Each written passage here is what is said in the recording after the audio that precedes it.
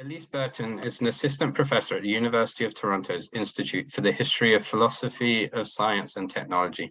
She is a historian of the life sciences in the modern Middle East, focusing on developments in genetics, evolutionary biology, physical anthropology, and medicine during the 20th and 21st centuries. She is author of the book, The Genetic Crossroads, the Middle East and the Science of Human Heredity, which was published just last year and is making quite a lot of waves. Elise will be presenting on eugenics and the Middle Eastern nation state. So Elise, over to you. Thank you so much, Benedict. And I think we'd all like to thank Benedict for all his work organizing this important event. And he's generously credited me as a co-organizer, but I must emphasize that he's done all the heavy lifting. And as you can see, even running the technology today. So thank you all for being together with us on Zoom. I'm looking forward to hearing from so many wonderful scholars, but as Benedict just mentioned, we also want to acknowledge those who couldn't be here with us today, but whom we hope to include in many future discussions. I think what we're going to do today is really just scratch the surface of our topic, and we're aware that today's colloquium doesn't represent the full range of scholarly identities and expertise that we want to have included in a regional discussion of eugenics. And we also recognize that certain gaps are particularly problematic given current events in the Middle East, specifically the current violence against Palestinians by Israeli settlers and Israeli military, and also, of course, the Iranian government's violence against unarmed civilians enacted against women broadly, as well as targeted crackdowns against the Baloch people in southeastern Iran and against Kurdish people in western Iran and also in Iraq. So we would like to make sure that future events or publications building from our colloquium today will center voices and scholarship from Palestine, from Kurdistan, and also from many other Middle Eastern groups whose dispossession has actually arisen from nationalist ideologies that are aligned with eugenic thought in different ways. So in this keynote now, what I intend to do is just to offer a summary overview of some history and some conceptual issues that I consider important to understanding the ongoing legacy of eugenics in the Middle East and North Africa, with the hope that this overview will provide a baseline for the rest of our panel discussions today. My own research has analyzed ideas about human heredity circulating through professional science, really a transnational intellectual community that we can only retroactively identify as geneticists. But historically, the term genetics actually emerged several decades after the coinage of eugenics by Francis Galton in the 1880s. Galton's book, Inquiries into Human Faculty and Its Development, was the first book to claim to address eugenic questions, which Galton defined as questions concerning the cultivation of race and the science of improving stock. Yet by 1910, eugenics had already acquired a looser meaning within scientific circles, signifying the study of human genetics in general. The academic purview of eugenics included the attempt to study all kinds of hereditary mechanisms and patterns. And we see this very clearly in the types of articles that got published by journals such as the Annals of Eugenics and the Eugenics Review. Both of these journals actually still function today under new names, under which they have removed the word eugenics. So the early history of genetic science is deeply entangled with eugenics. Regardless, Galton's eugenics was not supposed to be simply an ivory tower science, but also include deliberate interventions to improve or repair the gene pool of a population. Galton's coinage of the term coincided with existing fears across Europe that national populations were in a state of decline and degeneration. To counteract this supposed process of degeneration, eugenicists took action at multiple scales. At the broadest scale, they urged state governments to adopt various eugenic policies to be enforced on the whole citizenry. At smaller scales, they worked to popularize eugenic ideas in order to shape individuals' marital and reproductive choices according to eugenic logics. By the early 20th century, eugenics was a worldwide social movement. Eugenic ideas were considered relevant to a vast number of social issues, which I'll summarize now just very briefly in three categories. The first one being the treatment of disabled people, or those who engaged in what the British would call, for example, antisocial behavior. Eugenicists advocated for the institutionalization of individuals with a broad range of physical disabilities and mental conditions, from deaf and blind people to those with chronic mental illnesses. Above all, eugenicists argued these individuals should be prevented from reproducing and passing on their so-called defects to the next generation. At the extreme end, laws were passed to compel the sterilization of people with disabilities. More commonly, states required individuals seeking marriage licenses to undergo medical exams to prove their fitness for marriage and for reproduction. Criminal behavior, alcoholism, low intelligence, poverty, behaviors that were deemed to be immoral, such as promiscuity, were also considered to be to some degree heritable conditions that should be controlled through sterilization or marriage prohibitions. The second major axis of intervention concerned gender roles, sexuality, and parenthood. The state regulation of marriage through licensing was only one of many ways that governments aimed to control the reproduction and particularly the size of their populations. Population growth was a common theme in worldwide debates about the legal permissibility and the medical distribution of contraceptives, including the option for voluntary sterilization. Naturally, these debates were highly gendered, with particular concerns about the potential behavior of women using contraceptives. While men were by no means exempted from eugenic policies, there's no doubting that women, as potential mothers, were often the primary targets of state-supported public health and hygiene campaigns. Healthcare facilities, bureaucratic offices, and women's charitable organizations often work together to surveil women's pregnancies, their childbirth process, and their childcare practices. And the final major axis of eugenic intervention concerned the issue of racial identities. Eugenic racialism took for granted the existence of national races, according to which the English, the French, the Germans, the Turks, the Iranians, and so on, constituted separate races. According to this logic of racial nationalism, the legitimacy of a nation state relied on proving and preserving a high level of racial homogeneity within its borders, and restricting the cultural and biological reproduction of any identities that were deemed to be minority groups. At a worldwide level, eugenics overall reinforced white supremacy and was used to justify restrictions on immigration, bans on interracial marriage, and the mandated or clandestine sterilization of women of color. However, one of the ambivalences of eugenics as being a hereditary science in addition to a social movement is that eugenics could also be mobilized occasionally against white supremacy.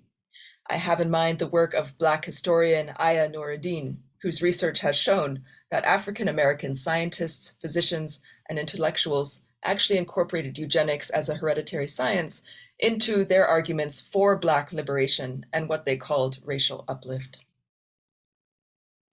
When I first began researching the history of genetics in the Middle East, I noticed a tendency among some of my colleagues who had already worked on this topic to refer to eugenics, along with race sciences more broadly, as a pseudoscience. This is very understandable. By designating eugenics as a pseudoscience, we can convey our own moral revulsion at the past atrocities committed by governments and medical professionals on the basis of eugenic logic. And by doing this, by calling it a pseudoscience, we also condemn the eugenicists of today, who are now calling for the overt revival of eugenic policies. However, in recent years, I've started to question whether using the term pseudoscience really suits our aims as historians and scholars to communicate why and how eugenics and its legacies must be rejected. Certainly, it is anachronistic to call eugenics a pseudoscience when referring to the first half of the 20th century. Although eugenics had its share of critics and opponents within the scientific community at this time, it was nevertheless part of mainstream science. To call eugenics a pseudoscience within that historical context is not much different from suggesting that human genetics as a whole at that time was pseudoscientific. But my concern here is much bigger than pedantic historiography. My thinking is shaped by reflection on my own undergraduate training as a geneticist, upon my own interactions with professional scientists in recent years, and finally, my reading of works such as Dorothy Roberts' book, Fatal Invention, and Michael Gordon's recent work on the history of fringe science. If we dismiss today's eugenicists as being mere pseudoscientists, we might imply that eugenics persists solely as an ideology espoused by a few fringe individuals who are deliberately doing bad or flawed science. Framing eugenics as a pseudoscience can give the mistaken impression that today's mainstream science has successfully purged itself of eugenic ideas simply by purging itself of the word eugenics. But we know that this is not the case. Eugenic ideas remain embedded in mainstream biomedical science and clinical practice as structural components that enable ableism, sexism, and racism. This is not simply the ideological views of a few individuals. Multiple scholars, including Duana Fulwiley, Dorothy Roberts, Jenny Reardon, and Mariana Sommer, have shown how the work of avowedly anti-racist scientists can unwittingly reinforce beliefs in biological racialization, for example. With all those considerations in mind, I propose that recognizing and combating persistent eugenic ideas may be more effective if we set aside a false dichotomy of pseudoscience versus real science. So now I'll discuss the historical context for the rise of eugenics in the Middle East specifically. Discourses about national degeneration gained strength in the region during the last years of the Ottoman and Qajar empires, in the devastating aftermath of the Balkan Wars, the First World War and its associated famines, and then the 1918 flu pandemic. These events caused huge losses of life, further exacerbated by the massive post-war rearrangements of territorial sovereignty as a consequence of European imperial meddling. Turkish, Iranian, and Arab discussions of eugenics accelerated with the creation of new polities under the British and French mandates, and with the reification of ethnic and religious identities into competing nationalist movements.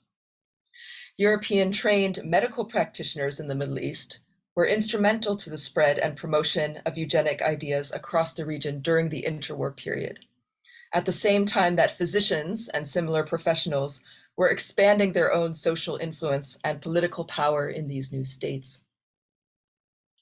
We need to understand the reasons that eugenic discourses would be appealing to Middle Eastern elites and middle classes.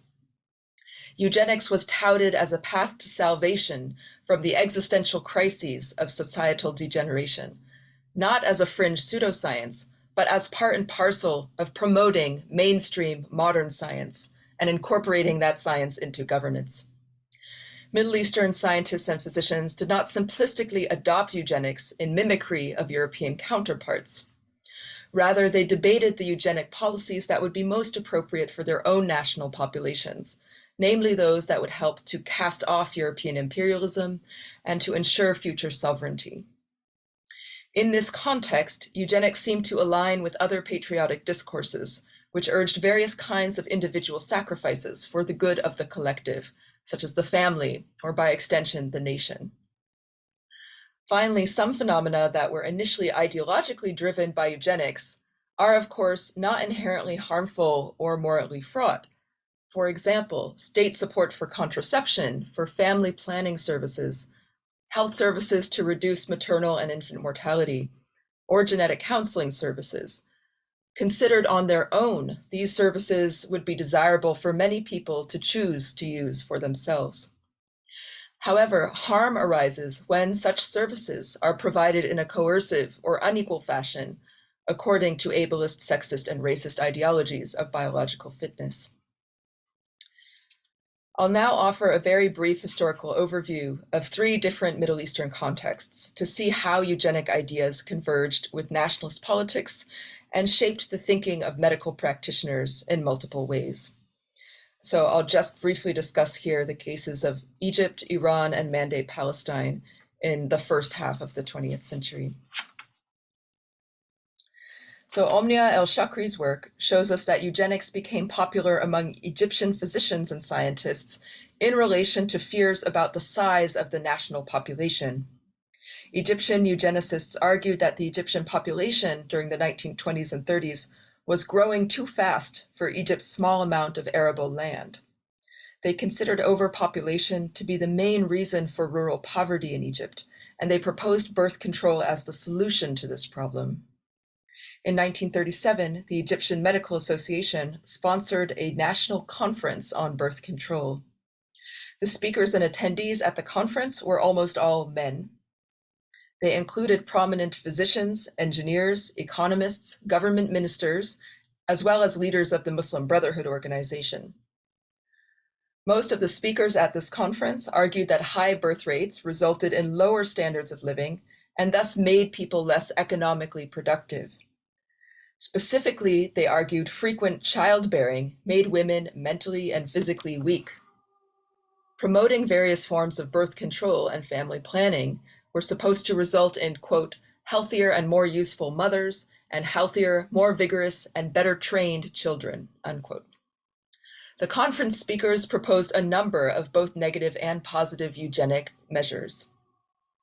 Many of the speakers looked to British India as a model due to the Indian government's promotion of birth control.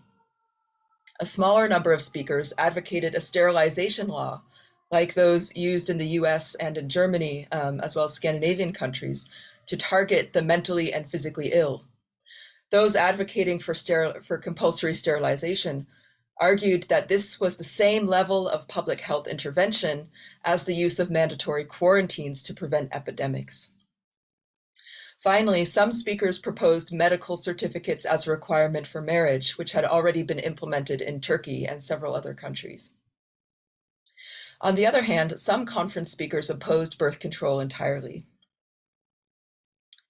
In the end, none of the proposals for negative eugenics became government policies in Egypt.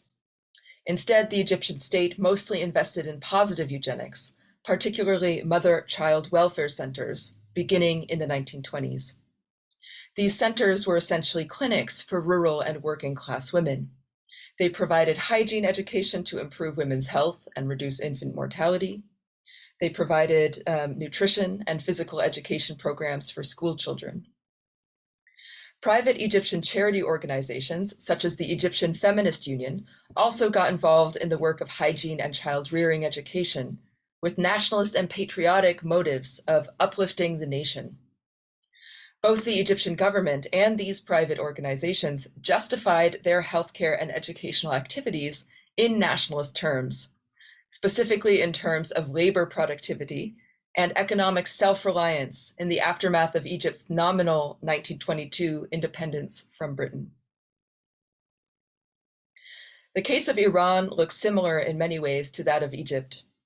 The research of Sirus Shaikh and Firuze Kashani Sobet shows that Iran also took up eugenics as a population issue in the 1920s. However, they took the opposite perspective. Iranian physicians and other intellectuals feared that Iran's population was actually too small for the size of its territory, leaving the nation weak and underdeveloped. Iranian writers claimed that they didn't have a fertility problem in Iran, like the Europeans did in their own countries. Rather, the problem was that too many Iranian women and children died during or shortly after birth. These high maternal and infant mortality rates were an impediment to Iranian nationalist goals, namely a large and healthy population that could help Iran become more politically and economically independent and to shake off the influence of European imperialism. Again, like Egypt, the Iranian government didn't create much in the way of a formal eugenics legislation. Instead, the government and private organizations took an educational approach through public information campaigns. Iranian health officials and organizations, like the Patriotic Women's League, believed that maternal and infant mortality was mainly the fault of supposedly naive and ignorant women who gave birth at home instead of in hospitals, and therefore relied only on unschooled traditional midwives. These organizations called for the state to train licensed midwives in modern medicine. And in the late 1920s and 30s, new schools for midwifery and nursing opened in multiple Iranian cities, all supervised by Iran's Ministry of Health. The Iranian state and women's organizations also urged Iranian women to take responsibility for their own health by educating themselves about personal hygiene, by participating in physical exercise, and engaging in other so-called modern practices of healthcare, all as a key step toward improving Iran's population. As Kashani Sabet notes in her work, these eugenic narratives aim to improve the quality, not just the quantity, of the Iranian population. Iranian hygiene literature and medical journals all tacitly supported parents' rejection of children who were born with disabilities. Iranian physicians presented family hygiene as a nearly miraculous tool that, if women used properly, would gradually eliminate the birth of people with disabilities. However, in contrast to Egypt, as well as places like Turkey, where compulsory sterilization laws were in fact seriously debated as a means to prevent the birth of so-called defective people, in the Iranian context, most writers and physicians were generally skeptical of sterilization. Many of these writers had been educated in France and therefore adopted the French preference for neo-Lamarckian biology, which underpinned their support for positive rather than negative eugenics. I'll conclude with the case of Mandate Palestine, where Zionist physicians and psychologists adopted eugenic ideas as part of their advocacy for a Jewish national regeneration. Many scholars, including John Efren, Daphna Hirsch, and Nadia Abu-al-Hajj, have written about different aspects of the role of eugenic thinking in the formation of the Zionist movement. Many Zionist intellectuals accepted the idea that Jews were a distinct race that was degenerating in the anti-Semitic conditions of Europe, and that Jews needed to be rejuvenated through resettlement in a new land. This aspect of Zionism clashed with assimilationist Jewish scientists, whose professional work actually aimed to show that Jewish people were not a distinct racial group. Assimilationists also preferred to lobby for Jews to have equal civil rights with non-Jews in North America and Western Europe. In the late 19th and early 20th century, most Jewish people actually leaned toward an assimilationist rather than a Zionist perspective, and this correlated with a gradual increase of Jewish people marrying non-Jewish people, again in Western Europe and the United States. Many Zionist intellectuals regarded this kind of intermarriage as a serious problem. On the extreme end, Zionist Jewish physicians claimed that this kind of mixed marriage would lead to a so-called Jewish racial suicide. Mixed marriage took on a very different meaning in the context of Zionist settlements in Mandate Palestine. Ideas about the Jewish race became more and more complicated when Ashkenazi Jewish settlers from Europe encountered Jews from the Middle East and North Africa who seemed remarkably different. Ashkenazi Jews perceived differences in language, appearance, and cultural practices to reflect racial differences, and enacted multiple forms of discrimination against Middle Eastern Jews. However, some Zionist physicians and psychologists urged an end to this racialized discrimination between Jewish communities. They argued that physical and cultural differences were a simple product of centuries of exile from the Jews' original homeland.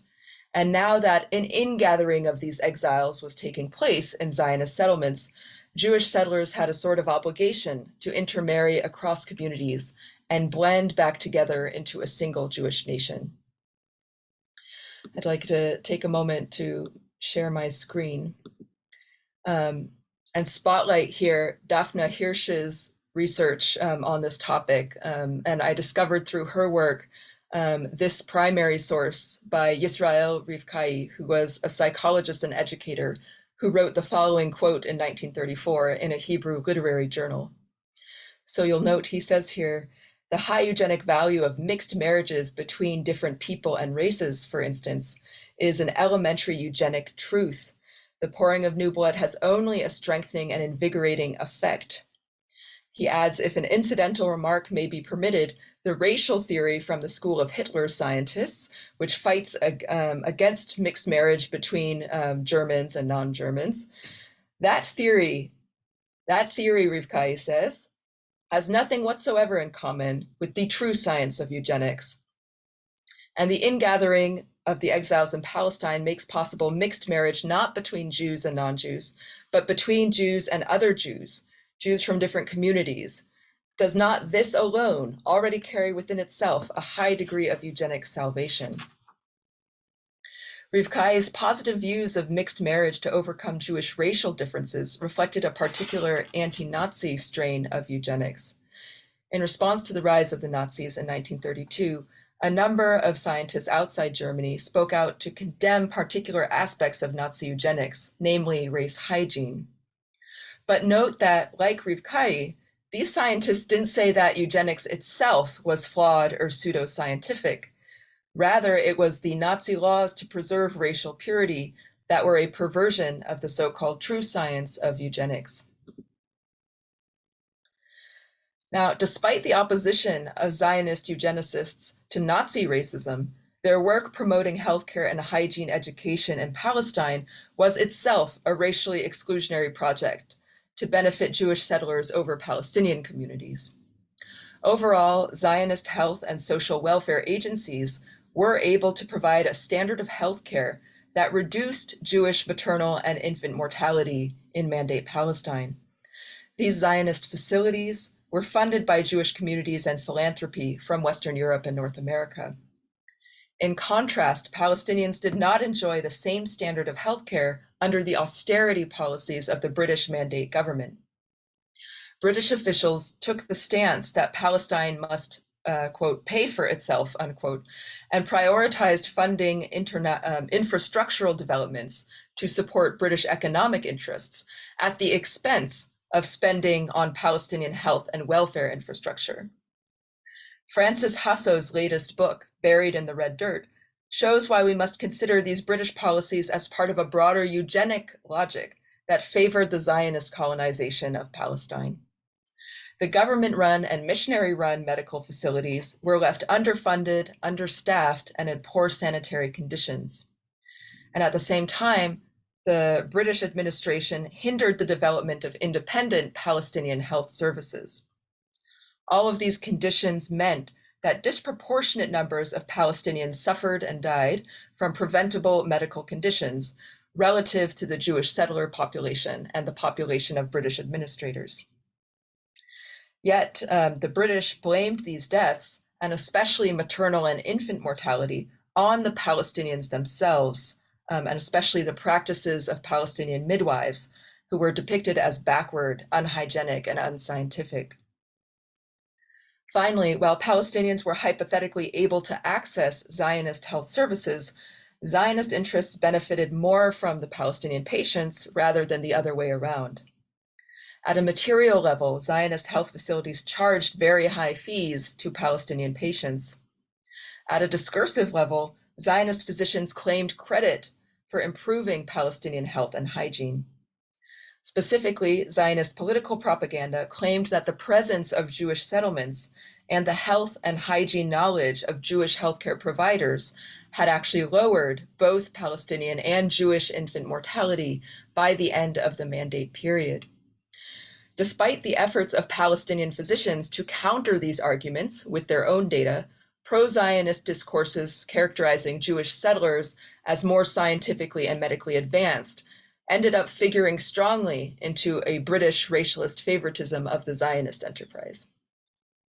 As Francis Hasso points out, the eugenic logic at work in Mandate Palestine, like in Egypt, Iran, and other parts of the Middle East, was ultimately about how to grow a specific segment of the population while shrinking another part of the population. The idea of a Jewish demographic competition against Palestinian Arabs was at the forefront of Zionist and British concerns. In the political logic of the time, a Jewish demographic majority was essential to the legitimacy of a self-governing Jewish state in Palestine. Accordingly, while the British administration promoted hygiene education and regulated midwifery, they provided little in the way of material resources to Palestinian mothers and children. And the project of eugenic salvation, which had been advocated by Zionist physicians like Rivkai, of course, was a project specifically of Jewish salvation, that ultimately came to rely on reducing the Palestinian demographic majority by whatever means possible, up to and including the 1948 expulsions. Since that time, and up to this year, multiple Israeli laws inhibiting Palestinian movement across Israeli borders and surveilling Palestinians' intimate relationships have been designed to prevent the formation and reproduction of Palestinian families in the spaces under Israeli control. Israeli politicians may no longer speak in terms of eugenic salvation. However, they still justify these policies with open references to the so-called demographic threat or crisis of Palestinian birth rates. I'll now conclude by returning to the question that I raised earlier. Why should we, as scholars, be careful about whether and when we call eugenics a pseudoscience? Is that question actually relevant to our ability to effectively challenge eugenic ideas that are lingering within mainstream science as well as politics? I'll reflect on this with a personal story related to the publication of my book. So last November, I received a message from one of the Turkish scientists whose work I had discussed in my book. I had described his arguments about the genetic origins of the Turkish people as upholding certain aspects of Turkish nationalist ideology. Though his message to me was very polite, he was clearly disturbed by my interpretation of his work. And in turn, he interpreted my work as an accusation against his scientific credibility, almost as though I had called him a pseudoscientist, which I had not done. He concluded his message by writing firmly that he was, quote, a scientist, not a nationalist, unquote. But of course, the point of my book is that human genetics has nationalism and the nation state embedded in the very structure of its operations. The problem is not that individual geneticists must overcome nationalist biases, but rather that the science itself is deeply intertwined with nation-state structures. I contend that this is also a major challenge that we face in trying to oppose eugenic ideas and practices that linger until today. It is not enough to simply root out fringe ideologues and discredit them as pseudoscientists who are peddling the eugenics of a century ago. We also need to be attentive to the allegedly enlightened research of the mainstream scientific community and its potential for unintended harmful consequences when translated into clinical practices and government policies. I very much look forward to hearing all of your perspectives on these challenges throughout the panels today. Thank you very much.